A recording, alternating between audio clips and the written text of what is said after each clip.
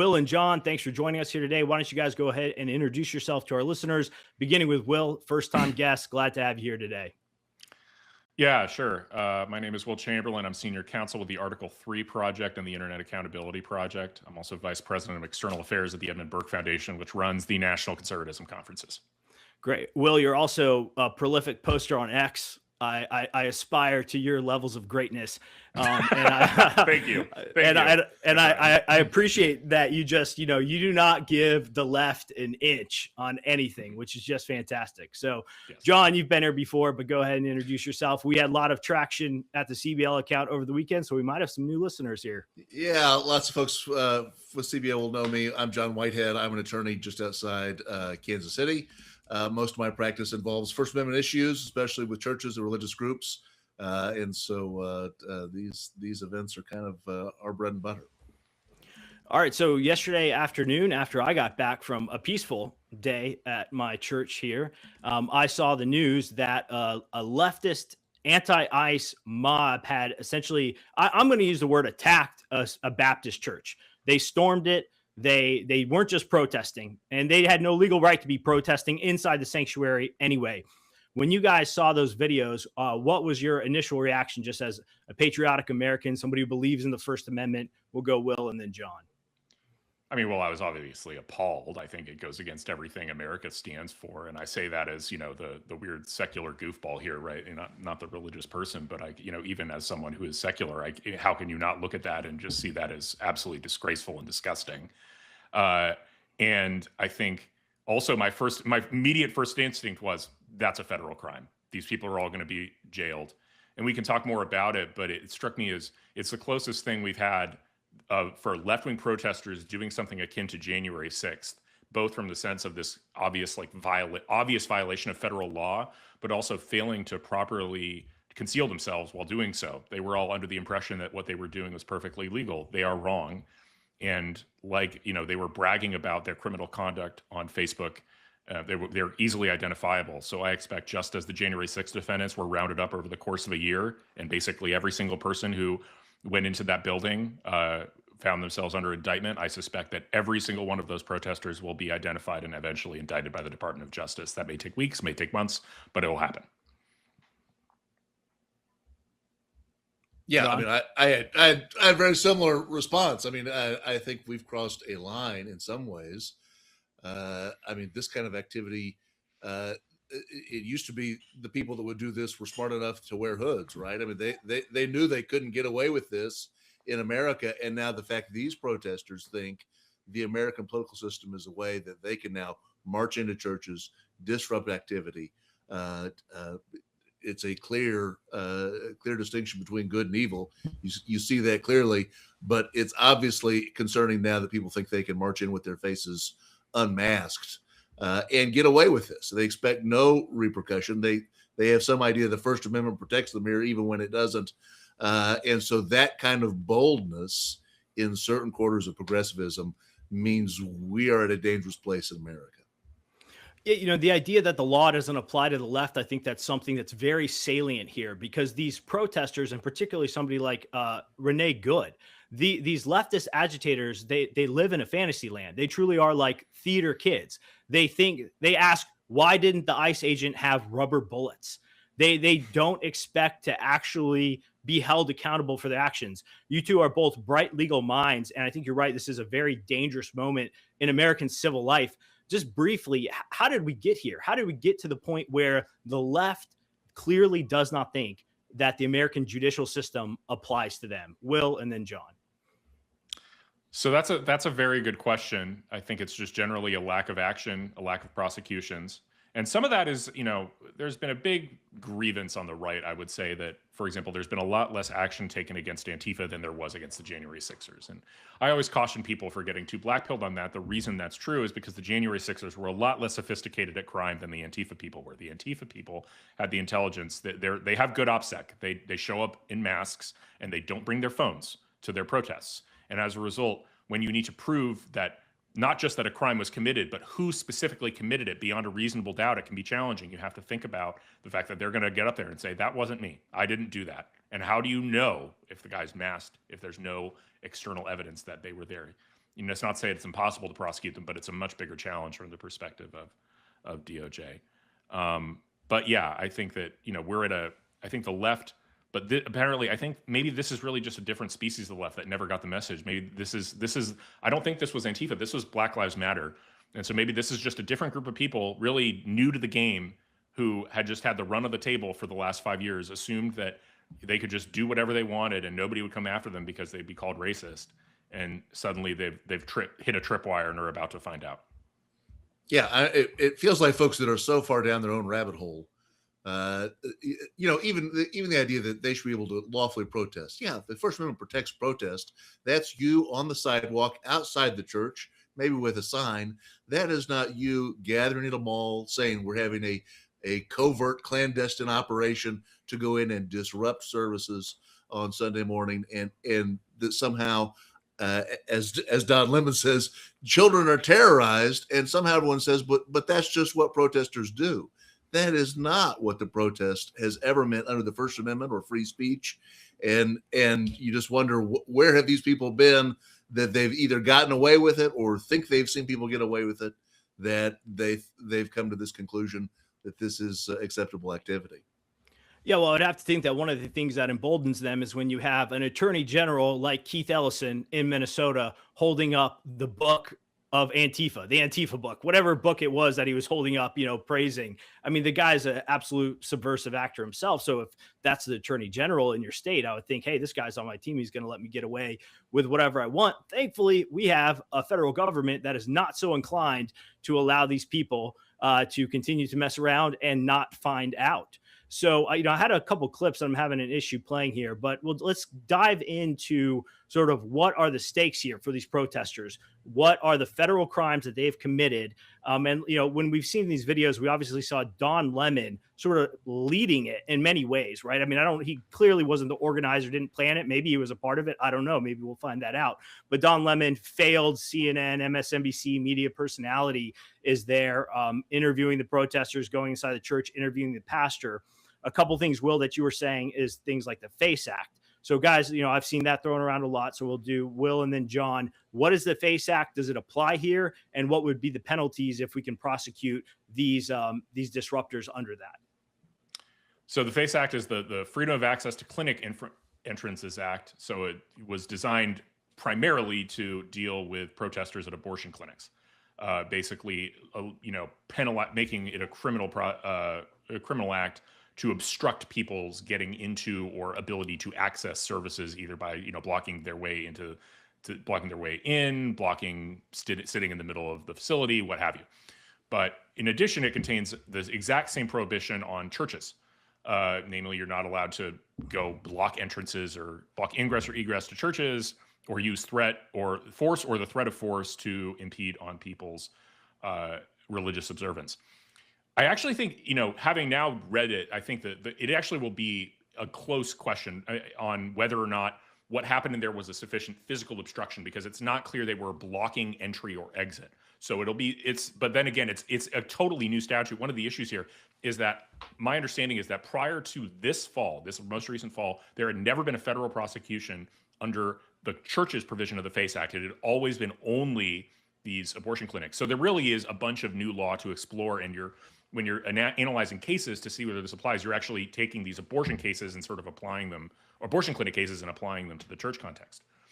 However, I think it's an absolute slam dunk, frankly, on 18 U.S.C. 241, which is conspiracy against rights. I think that is ultimately, that's why you see Harmeet Dillon talking this morning on Benny Johnson about applying the Ku Klux Klan Act. That's what she's talking about, 18 U.S.C. 241, which says if two or more persons conspire to injure, oppress, threaten, or intimidate any person, blah, blah, blah, in the free exercise of enjoyment or of any right or privilege secured to him by the Constitution, that's a crime. And that's what happened here. You had a whole group of people attempt knowingly to shut down a session of religious worship for the purposes of shutting it down. They knew that was their purpose. They knew exactly what they were doing. They essentially wanted to use that to blackmail the church to fire this pastor that they thought was involved with ICE. That's a really, really straightforward violation of 18 U.S.C. 241. There's no question about whether or not they were sufficiently physically obstructive in the way they were preventing people from leaving. It's literally just you tried to shut down a service. That's federal crime. Penalties for that, I believe, are max out at 10 years But when you say a maximum of 10 years, when it actually gets down to the federal sentencing guidelines, you're usually looking for first-time offenders at something like, I don't know, 6 months to 24 months, something like that. Okay. Thanks, Will. Go ahead, John. Well, a couple angles I'd like to talk about. One, talk about the angle of this being an attempt to really not just intimidate the church, but to intimidate a particular member of the church who is a law enforcement officer, to come in and make his life uncomfortable. Talk about kind of that angle, and how does that play into the statutes? That's an interesting angle that I hadn't thought really a lot about, because I would need to look up what the statute is, but I am confident that there is another law that would prohibit the intimidation of a federal law enforcement officer to prevent him from discharging his duties, right? I'm not sure if that also is exactly the same obstruction statute that potentially, Renee Good would have violated and charged with had she not died as a result of being shot in self-defense, and what her wife Becca Good might actually in fact still be charged with if what's coming out. But I would need to look more into it, so I don't want to like spitball without having actually read the statute, but I would assume I would assume that itself would be an independent basis. Now, the interesting question is, I think, all of them probably would have had the specific intent to do that. Like the entire group seemed to be organized. The whole protest, the point of the protest was that one of the pastors there worked for ICE. So if they thought that, then certainly at least they thought they were intimidating a law enforcement officer to prevent him from performing his duties, or to injure him and to prevent him from holding an office. I think that actually might be, now that I think about it, I think that's a different violation of the Ku Klux Klan Act, actually. Yeah, the whole angle of the Klan Act, and I think the other interesting thing will be to look in to see what did they were they organized enough to involve local government, right? Did the police get a tip off on this? Was there somebody in Minnesota law enforcement that knew this was coming that would have looked the other way? Because if that's the case, then there are so many more remedies under federal law for a conspiracy to kind of deprive people of their civil rights, and that's Will's area of expertise, and that will be just, the discovery will be amazing. And I'm glad to see Harmeet Dillon and her team. Jesus Sosete, I know from his years in Missouri, and those are top-notch people. I'm looking forward to seeing how they prosecute this. Okay, well, let's talk about the timeline here for a moment, because obviously it was horrific, right? And we've been coming to this, and quite frankly, as I thought about this in preparation to talking to you guys, I just can't believe that nobody got hurt, right? I mean, this is one of those things where it could have gone so sideways. And I'll have a conversation later in this live stream with somebody who helps churches, have better security teams. And it seems like this church maybe should have had a better security team. But if they had armed security guards, this maybe could have gone a different way. I don't know. But in God's providence, it seems like nobody was hurt or seriously hurt. Nobody was certainly shot. So it could have gone a lot worse. The outrage is palpable and understandable. We're seeing these BLM activists, anti-ICE activists shutting down a Christian church. It's a total failure of the government of Minnesota to protect Christians. So people want action, and rightly so. And of course, Will, as you track, and I do too, is the frustration that grows with a lack of immediate action. So thankfully, I feel like we've seen Dylan and others responding swiftly to this. So again, just speak to the severity of it, because I think people would want to hear that, but then also help people understand what sort of the timeline is to expect action on this. We'll go John and then Will this time. Well, I mean, so from my angle, kind of my practice is civil rights remedies. And so I think one of the things that I think will be interesting is, do members of the church sue? Do members of the congregation? Does the individual ICE agent sue? The Klan Act that gives government strong powers also gives strong remedies to people whose civil rights have been violated. And it sure looks here like, for example, there's a provision, 42 USC 1985, that says if there's been a conspiracy to violate civil rights and somebody knows about it in advance and can do something to prevent it and does it, whether they participated or not, if you knew about it in advance and could have done something to blunt the impact of it, you can still be held liable by a court. That looks all day like Don Lemon to me, who's now trying to say, oh, I had a First Amendment right to be there. No, you were in the mall parking lot. You knew what was about to happen, and you should have called the police, and you didn't. And so I think there's probably rights of action, by members whose children were terrorized, by the ICE agent who's in the church, suffering, being intimidated for his job. There are rights there that need to be vindicated. And in this case, because again, as I've said, this was not run-of-the-mill conduct. I think it's important that something happens, that those church members, if they couldn't vindicate their security with a security team yesterday, they vindicate their rights using the courts, showing the right way to protect civil rights in America. When your civil rights been violated, you go to a court, you get a ruling, you get a judgment. You don't engage in petty violence and petty disruption of the lawful conduct of other Americans. So I think timeline there, that could be years. Timeline on prosecutions, maybe we'll have a better idea about how fast we can expect to see something. Yeah. Well, I mean, obviously, I saw some people demanding prosecutions immediately, like they wanted people arrested by the end of the night. You can't. My understanding is federal grand juries don't operate on weekends, and you need to, before you arrest somebody, you need, like, it's unless they're actually committing a crime in the presence of a law enforcement officer. If you're actually going to go say, we saw that person on video commit a crime, you need to go get a warrant from a judge. You need to get an actual indictment. So it's going to take days to weeks. But honestly, I think probably by Tuesday, I wouldn't be surprised if somebody gets indicted on Tuesday. I think, because I will say this, within 15 minutes of me pinging Harmeet Dillon about this, she was posting about it. By the end of the evening, I had civil rights attorneys in her division calling me to, like, follow up on some of the things that I had posted about. And this is Sunday night. So they are on it. Apparently there are 2 civil rights attorneys on their way to Minneapolis. There's a FBI team involved. I think, here's the other thing I would say, because there's been so much frustration and so much difficulty in bringing indictments in other cases, and you see that you can't do this half-assed. Pardon my language. Sorry. Will told me not to. Will. It's okay. Right. Well, keep going. I know this is a Baptist channel. Excuse my momentarily. No worries. Just keep going. Anyway, unprepared. You don't want to do this in an unprepared fashion, because the end result of that is maybe your indictment doesn't succeed. So as a result, we've had struggles elsewhere. But here you finally got a case where you've got very, very clear federal crimes committed and no question about who committed them. And just like after January 6th, I think the first indictments rolled out within 48 hours, something like that. And then they proceeded. People have to remember, the J6 indictments that indicted everybody there, they proceeded over the course of years. It took years to get through every single person, because there's just a block of prosecutorial effort that you need to do for each individual defendant that's not replaceable. And so it's like a machine. You kind of ramp it up you're going to get more and more lawyers into it, doing it and working on the project. But, to maybe indict 40 people, I suspect you could probably get through all those indictments in months. My guess would be probably, I think you could probably get every indictment done if you were able to identify all 40 people in short order.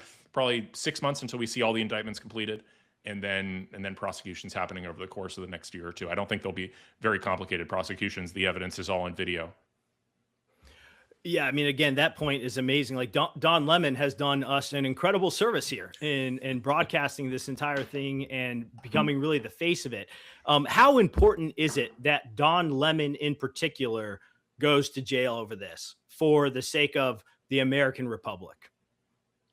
I think it serves an important teaching function. I think Adrian Vermeule has discussed this before. The law is a teacher among many other things, and enforcing the law teaches the public of what kind of conduct is acceptable. And, for the same reason, I think it's very important that the federal government prosecute Becca Good, the widow of Renee Good, because there's this impression among large portions of the American public that the law enforcement officer might have committed a crime. And I think the DOJ needs to stand and teach a large chunk of the American public that no, in fact, actually, the only crimes here were committed by those who are obstructing law enforcement and trying to impede them and treating their safety as irrelevant.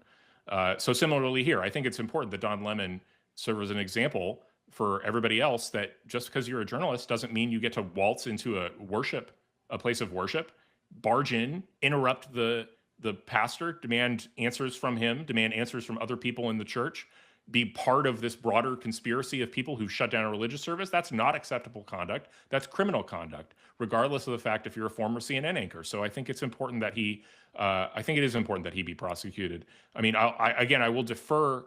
I start with the president's I defer. I know Harmeet Dillon. I know she's an incredible lawyer, and she will prosecute every prosecutable case. So if she decides this one isn't prosecutable for whatever reason, I'll defer to that judgment. But I do think, from the outside, I do think it's important that that Lemon be prosecuted. Yeah, John? I mean, even if Harmeet didn't take it up criminally, I think it's important to do it civilly, right? I mean, I think this idea that the First Amendment gives rise to violent intimidation and disruption has spread widely. I mean, we've seen this in law schools, unfortunately, in places like Yale and Stanford, where conservative speakers come in, and there was a wave of disruptive protest, and thankfully, administrators in most of those cases have come down on the right side. But we still have this era of lawyers, of progressive advocates who think, for whatever reason, that it is my First Amendment right to terrorize children, in their own words. It's my First Amendment right to break up lawful conduct, religious worship services. That idea has, for whatever reason, found fertile ground in certain areas of the progressive movement, and it's important that the legal process be used to prove that's wrong. Right? We had a religious liberty lawyers will know the Lemon test as a test that we all hated over the years because it was so imprecise. I'd like to see a new Lemon test, which is if Don Lemon is doing it, it's probably not legal. You shouldn't be doing what Don Lemon did. If it looks like the Don Lemon situation, it's time for you to rethink your plans. So a new Lemon test would be a good development, I think. Well, that's really helpful, guys. And I think you're right. I mean, it seems that the administration and Harmeet Dillon in particular are on the ball here. So let's give them some time, let them cook, let them slice this lemon up and see where it lands. But it's terrible lemon puns here today. You started it, John. Okay. So we need to see Lemon prosecuted. Obviously, I think it's incredibly important. We see the organizers of this attack, prosecuted as well. To pull the camera back out just for a second here, I mean, what is going on in the state of Minnesota at large? I mean, it's just, it is the ugly, underbelly of, American Antifa and lawless activity right now. What can be done? And Will, maybe you have a beat on this. Maybe you do too, John. Obviously, Mayor Fry in Minneapolis, the mayor of St. Paul, Tim Walz, of course, has created the conditions that have led to this. They are responsible. The left is responsible. And so beyond just prosecuting this discrete case and putting the people who attacked City's Church in jail, hopefully for a long time, what can the administration do to sort of bring Minnesota to bear and get this nightmare under control? Yeah. There's a good amount that they're already doing. And that I think the biggest thing, they just need to continue doing what they're doing, because what they're doing is working. As much as it can be frustrating to see, people rioting in the streets, what they're being very aggressive on a few fronts. First off, they've started a formal investigation of Tim Walz and Jacob Fry on the question of whether or not they've participated in conspiracies to obstruct law enforcement. Now, people are saying, "Oh, that's First Amendment protected." What they've said, it's like, no, you're not getting it. What they've said does not, in and of itself, reveal the existence of such a conspiracy, and is what they've said in public is not indictable. But what they've said gives rise to some inferences that behind the scenes they might well be coordinating with these lawless groups. If they are, that would be criminal. So that's what's being investigated. I think that'll do a good thing in terms of reminding everybody in Minnesota state government that, yeah, you're right. Under our Constitution, you are not obligated to help federal law enforcement put people away. As sensible and as reasonable as it might be to do that, kind of give that help, as impractical as your position is, you're not obligated to do that. But what you are not allowed to do is obstruct federal law enforcement, and we are allowed to be there. And we're so lucky. This is why the One Big Beautiful Bill was so important.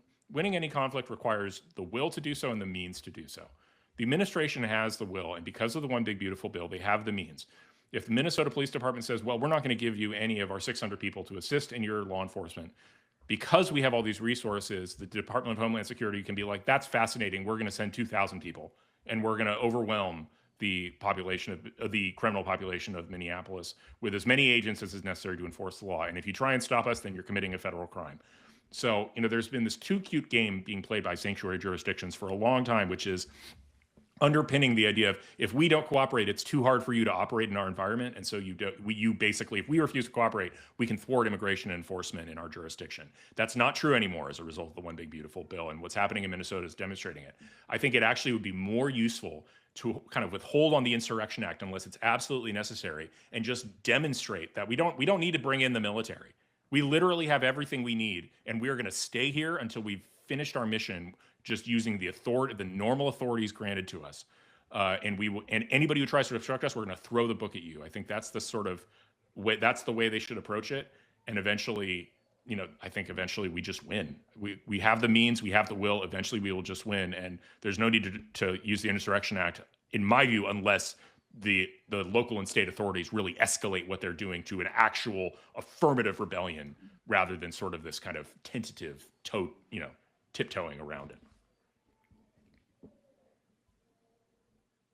Yeah, no, I'm in Missouri. I don't have a good opinion about what's gone wrong in Minneapolis, other than just watching aghast as essentially the grandchildren of Lake Wobegon have gone nuts, and what's happened up there, I'm not quite sure, but obviously bad leadership, making bad decisions, is not helping things, and kudos to the administration for trying to rein that in.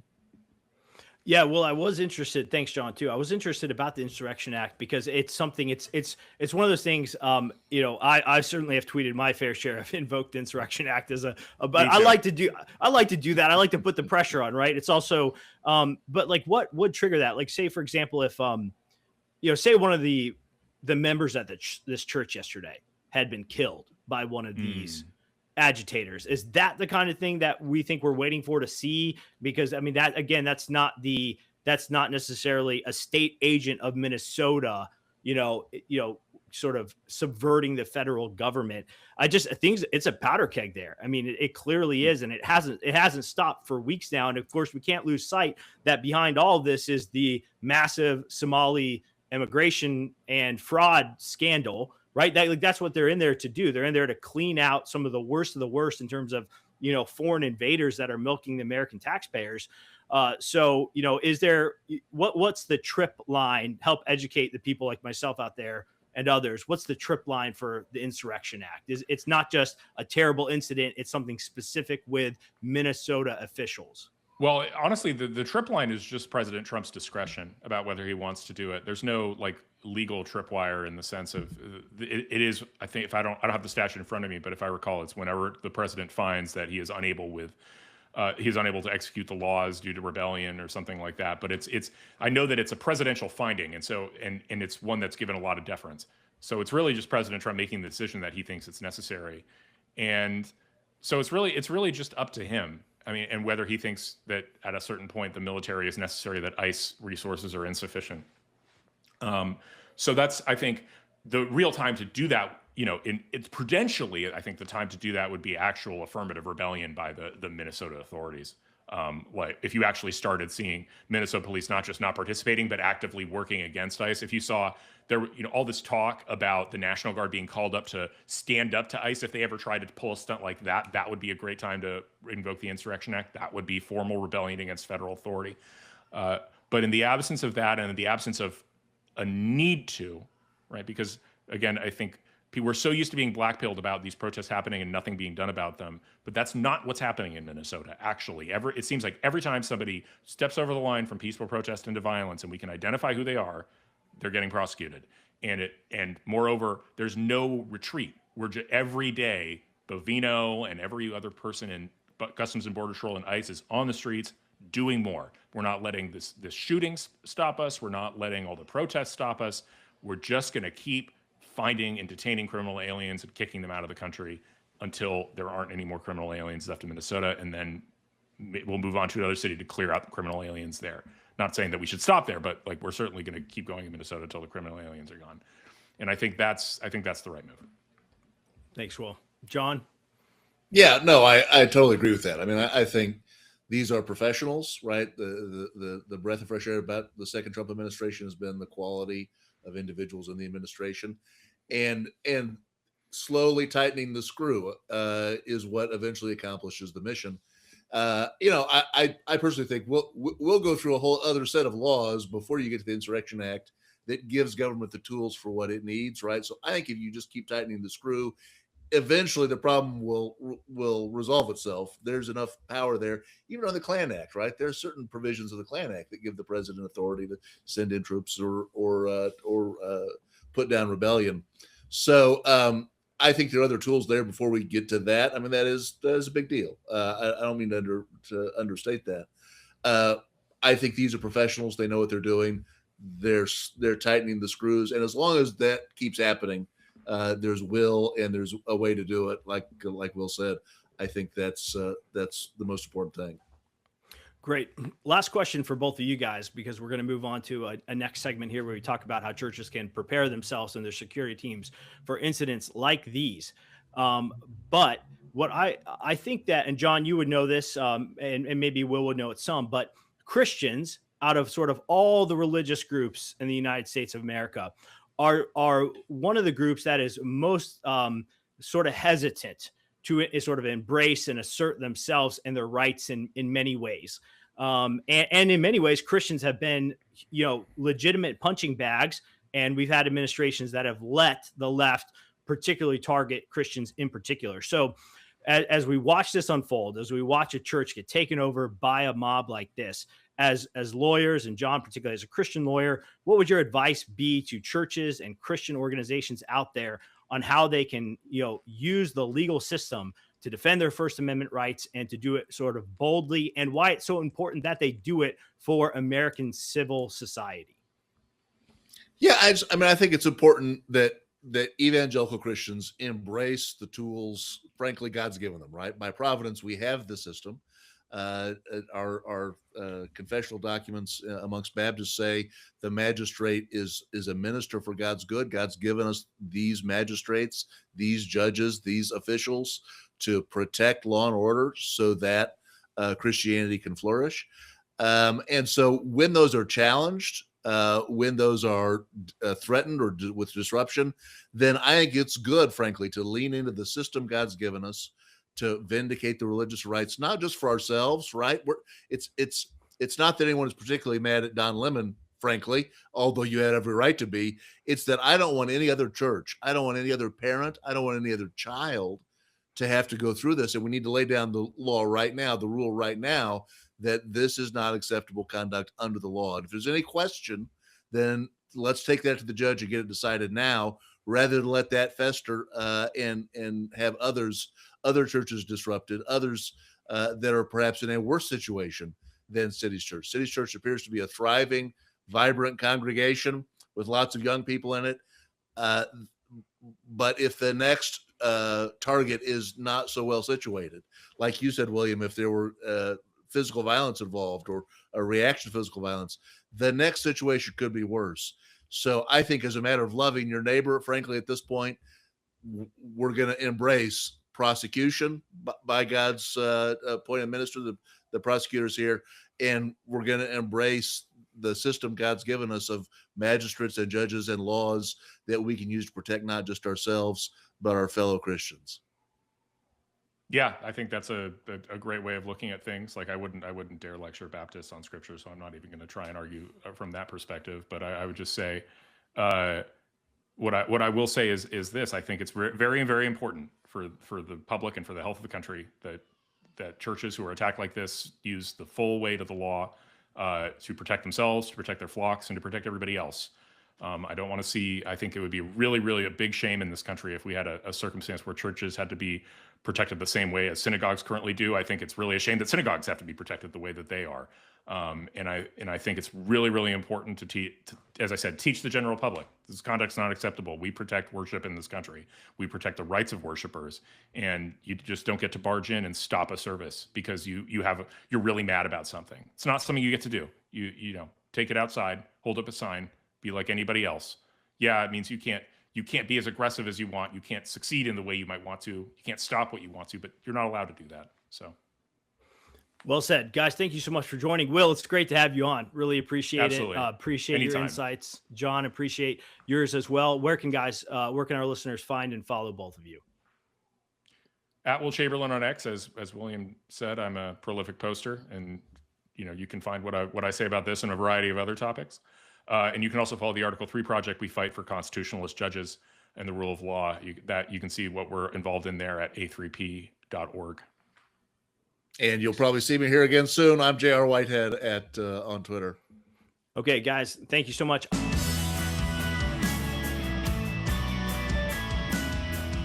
The Center for Baptist Leadership podcast is powered by American Reformer, hosted by William Wolf, with audio production by Jared Cummings. Our music is a custom remix of Soldiers of Christ in Truth Arrayed, the official hymn of Southern Baptist Theological Seminary. To help CBL reform and revitalize Christian institutions, please consider making a generous donation today at centerforbaptistleadership.org.